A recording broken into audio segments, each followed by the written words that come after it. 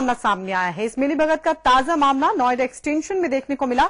यहां पर एयरवेल बिल्डर की साइट चल रही है, लेकिन इस बिल्डर की जमीन अभी तक क्लियर नहीं है। बिल्डर पर यह आरोप किसान लगा रहे हैं कि किसानों को के बिल्डर ने प्राधिकरण के साथ मिलकर उनके खेतों को अपने प्रोजेक्ट के अंदर ले लिया है, जबकि अभी तक उनकी जमीन का मुआवजा भी नहीं मिला। यहां तक कि कई किसानों की जमीन तो अभी तक एक्वायर भी नहीं हुई है। इतना ही नहीं, किसानों का आरोप है कि बिल्डर ने इनके खेत भी जबरन खोद डाले और बिल्डर इनके खेत में अवैध खनन कर रहे हैं, जिसकी शिकायत उन्होंने कई बार पुलिस से भी की, लेकिन अभी तक बिल्डर के खिलाफ कोई भी कार्रवाई नहीं की गई है, जिसके चलते किसानों ने एयरवेल बिल्डर के दफ्तर के सामने जमकर प्रदर्शन करते हुए बिल्डर के खिलाफ नारेबाजी की।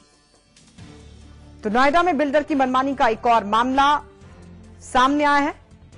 बिल्डर के प्रोजेक्ट में बड़ा गोलमाल, विवादित जमीन पर एयरवेल बिल्डर निर्माण कर रहा है। हाईकोर्ट में जमीन का ये पूरा मसला चल रहा है।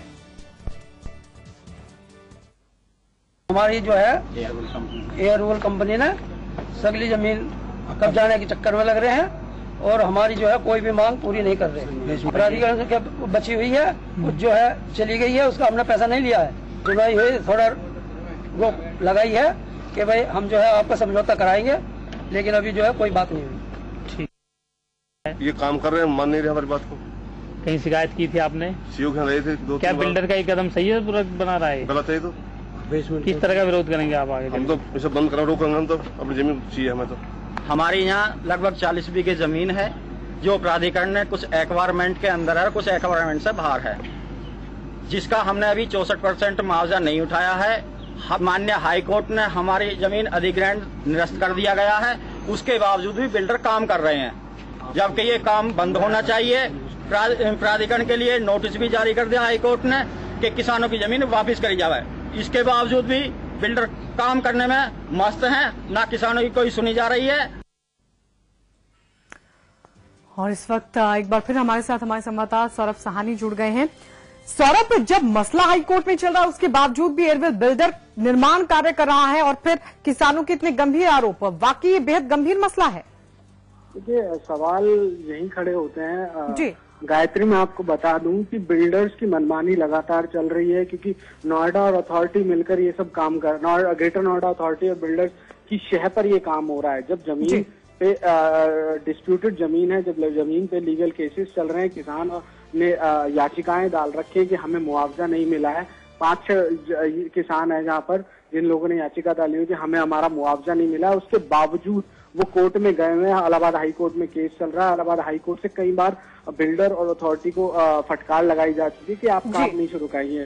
स्टे होने के बाद, कंटेम्प्ट होने के बाद भी बिल्डर ने वहां पर एक्सकवेशन का काम शुरू करा दिया है, क्योंकि उसने उस जमीन पे विला और रिटेल और IT का प्लॉट है, ये इसमें IT का प्रोजेक्ट बेच रहा है, इसने सारी चीजें बेची है और वहां से इसे पैसा आगे से इकट्ठा करना होगा, इसलिए बायर से लेना होगा, नेक्स्ट डिमांड लेनी होगी, इसलिए इसने यहाँ पर दिखाने के लिए काम शुरू करा दिया है। इससे आप देख सकते हैं कि बिल्डर्स किस तरीके से अपनी मनमानी कर रहे हैं, कोर्ट के केसेस को भी कुछ नहीं मान रहे। आपका बायर्स ने जाके, ये किसानों ने जाके अपना यहाँ पर विरोध जाहिर करा कि आपने जब ऑर्डर था तो आपने यहाँ पर कैसे काम रुकवा दी, शुरू करवा दिया। बिल्कुल, कोर्ट के आदेशों की भी अवहेलना हो रही है। अब सवाल ये उठ रहा है कि किसान आखिर कहा जाए, तो वहीं बायर्स के साथ भी धोखाधड़ी करने की कोशिश की जाए। सौरभ, गायत्री, और दूसरी बात यह है कि अथॉरिटी ही ऐसे बिल्डर्स को खड़ा कर रही है।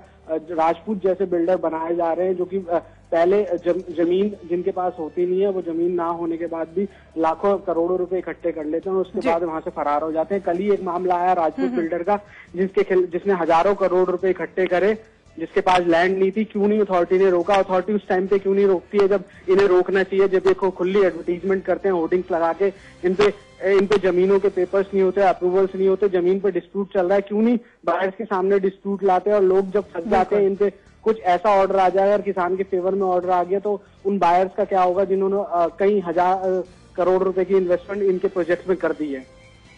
बिल्कुल यही होता है कि अथॉरिटी ऐसे बिल्डरों को खड़ा कर रही है जो फ्रॉड करके भागते हैं, इनकी शह पे ये सब कर रहे हैं।